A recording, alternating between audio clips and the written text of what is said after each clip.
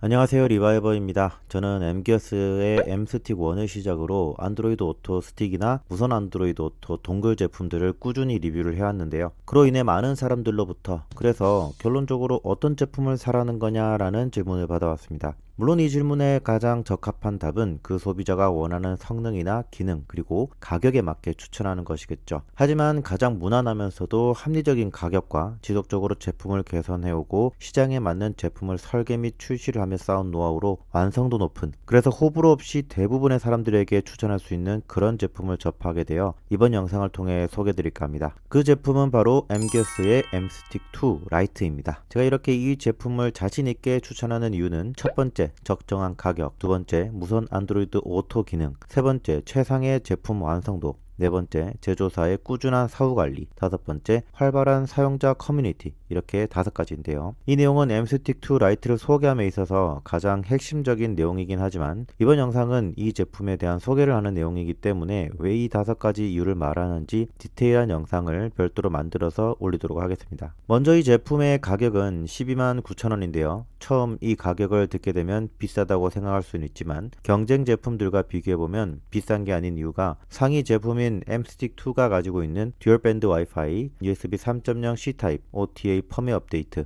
스마트폰 블루투스 오디오 재생 기능을 모두 갖추었기 때문입니다. 이 모든 기능을 갖추면서도 APU, 저장 공간, 램과 같은 하드웨어 스펙만 낮춰서 보급형으로 출시한 제품이 바로 이 M스틱2 라이트라고 할 수 있겠습니다. 게다가 가장 중요한 것은 이 제품이 무선 안드로이드 오토 기능까지 갖추고 있다는 건데요. 시중에 무선 안드로이드 오토를 위한 동그리 기능만 갖춘 제품이 10만원 초반인데 비해 이 제품은 안드로이드 OS 기반인 M스틱 모드와 무선 안드로이드 오토 동그리 기능까지 갖추고 있음에도 불구하고 12만 9천 원의 가격이라는 것은 거의 경쟁사의 씨를 말리겠다는 그 정도 수준의 공격적인 가격 정책이 아닐까, 그런 생각이 들 정도입니다. 참고로 저 개인적으로 추천드리는 모드는 스마트폰이 핫스팟만 뿌려주면 완전히 독립적으로 작동하는 M기어스 모드입니다. 제품의 박스를 열어보면 사용 설명서, M스틱2 라이트 본체, 연장 케이블, Y자 연장 케이블이 있습니다. 이 Y자 연장 케이블은 차량에 따라서 데이터 전송을 위한 USB 포트에서 충분한 전력이 공급되지 않아서 작동이 되지 않거나 문제가 있을 때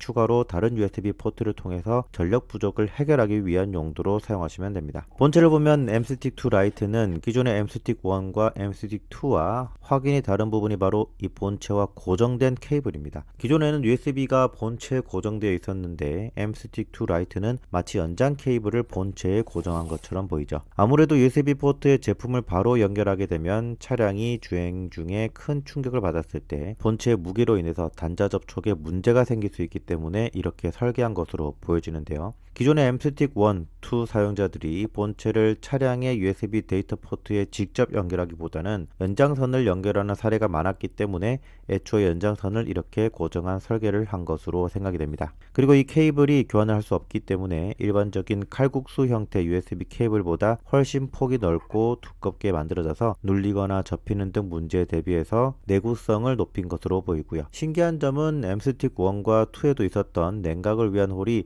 그 어디에서도 볼 수 없었다는 건데요. 실제로 사용해본 결과 발열 정도는 크지 않아서 제품의 연결이 끊어지거나 버퍼링 혹은 다운되는 문제는 없었습니다. 측면에는 M기어스 모드와 무선 안드로이드 오토 모드로 변경할 수 있는 버튼이 있고 뒤쪽에는 C타입 USB 3.0 단자가 있습니다. 이 단자를 통해서 외장 USB 메모리를 연결할 수도 있고요. 다음으로 차량과 연결하기 위해서는 M기어스 모드와 무선 안드로이드 모드 둘 중 하나를 선택을 하시면 되는데요. M기어스 모드는 안드로이드 OS를 기반으로 하는 스마트폰이 차량 순정 화면에 그대로 띄어진다고 보시면 됩니다. 그래서 구글 플레이 스토어에 있는 대부분의 앱들을 설치하고 구동할 수 있습니다. 예를 들면 티맵, 네이버 지도와 같은 내비게이션 어플뿐만 아니라 넷플릭스, 유튜브, 디즈니 플러스 등 OTT 서비스도 모두 사용이 가능하죠. 다만 이 서비스를 위해서는 스마트폰에서 핫스팟을 뿌려서 무선 인터넷 신호를 받아야 합니다. 내비게이션을 사용할 때 GPS 신호는 차량에서 정보를 받아오고요. 순정 내비 화면이 와이드 비율이라면 모든 화면을 사용하고 싶을 땐 이 M기어스 모드로 진입하시면 됩니다. 구글 계정으로 접속을 한 이후에는 M기어스 설정에 들어가서 몇 가지 세팅을 하게 되는데요. 저는 일반에서 차량 마이크를 사용하고 화면 터치음을 활성화로 바꿨습니다. 블루투스는 스마트폰과 연결했고요. 디스플레이도 가급적이면 큰 게 영상이나 사진 띄울 때 좋겠죠.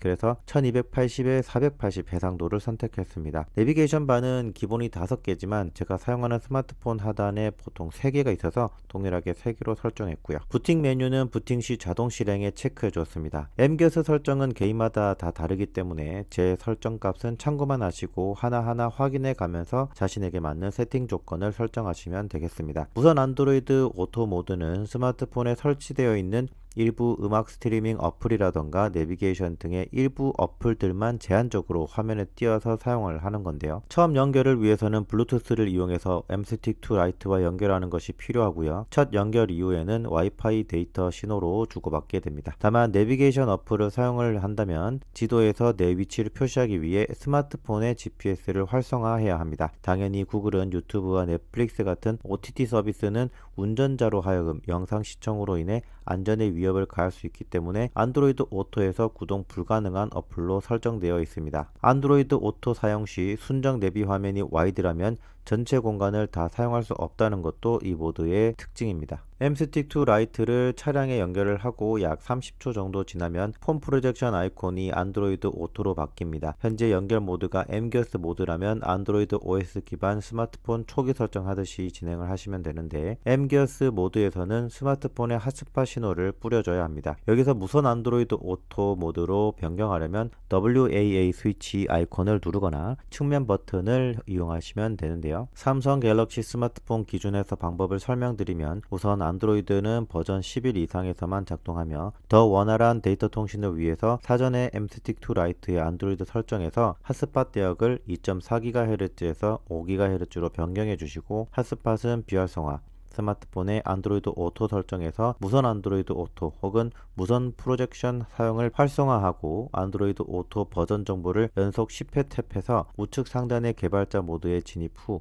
무선 프로젝션 추가 부분을 활성화하시고 안드로이드 오토의 저장 공간 내부 데이터도 삭제를 해주시면 문제없이 연결이 됩니다. 엠스틱2 라이트는 엠게스 모드와 무선 안드로이드 오토 모드 두 가지 모드를 가지고 있기 때문에 상황에 따라서 사용자의 스타일에 따라서 원하는 것을 선택할 수 있다는 점에서 장점을 가지고 있습니다. 물론 이런 특징을 가진 제품이 시장에 없었던 것은 아니었지만 가격이 20만원 중반 혹은 그 이상이어서 부담스러웠고 누군가에겐 필요 이상의 스펙처럼 느껴졌을 거라 생각합니다. 하지만 엠스틱2 라이트는 129,000원의 저렴한 가격에도 불구하고 안드로이드 OS와 무선 안드로이드 오토 두 가지 모드를 갖추고 있으면서도 단연간 제품을 설계해온 노하우를 통한 높은 완성도 그리고 상급 제품인 엠스틱2의 모든 기능들을 갖추고 있다는 점에서 많은 사람들에게 무난하게 추천해 줄 수 있는 제품입니다. 물론 엠스틱2는 라이트 대비 APU, 램, 저장 공간 등 한 단계 더 높은 하드웨어 스펙을 자랑하기 때문에 반응 속도나 부팅 시간 등에 있어서는 엠스틱2 라이트가 원보다는 좋아졌다고 하더라도 퍼포먼스가 엠스틱2 수준이 아니라는 것은 각종 성능평가 점수만 보더라도 알 수 있는 부분입니다. 그런 점에서 더 높은 하드웨어 성능과 짧은 부팅 시간 등 최고의 성능을 원한다면 엠스틱2를 부팅 속도가 조금 더 걸리더라도